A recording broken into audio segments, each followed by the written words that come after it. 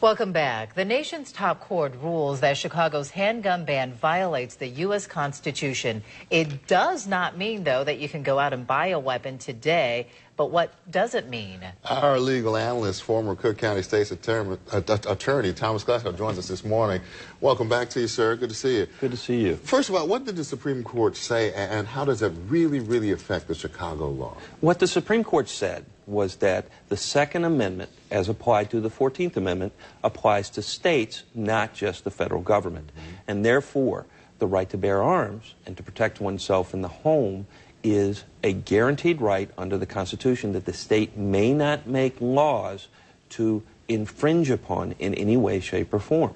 So the Chicago complete ban, which is one of the toughest in the nation, that's been in effect for the past 30 years, is now not going to withstand the court's ruling. It has not been struck down yet, but it is not going to withstand the ruling, and it probably will be ruled unconstitutional by the Seventh Circuit. So in the meantime, is that what they mean? In the meantime, the ban is still in effect until that official decision comes from the appeals court. It's still in effect. It's probably unenforceable, but it's still in effect. So the city of Chicago has made it very clear that they're going to be making arrests for these sort of things. If you've got a handgun in your home, then obviously you're not going to be allowed to have that, and they are going to be prosecuting you based upon that under the old city ordinance. So they already talk about restructuring ordinance, new ordinances and so forth. They're trying to accomplish the same thing. What can the city put in place that would hold up, do you think?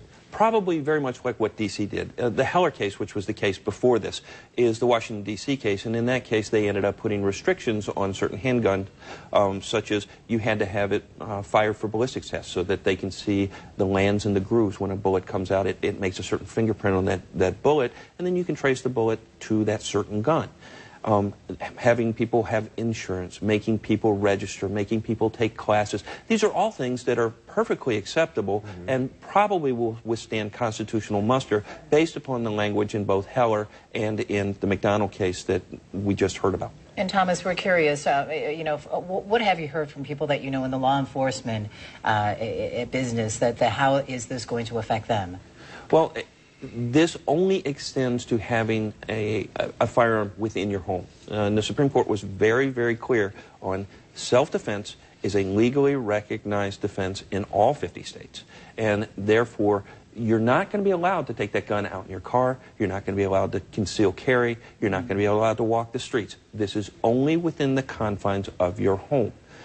People in law enforcement, of course, are concerned that when they come and knock on the door that someone's going to have a gun and they endanger themselves. But this is really no different than, the suburbs that have had guns legally for years, and there really have not been a rash of incidents for this sort of thing. So the fear is probably unfounded. So the Rifle Association said they're going to go after whatever the city does in terms of ordinance. I know we're out of town, but got to get your reaction to the Burge conviction.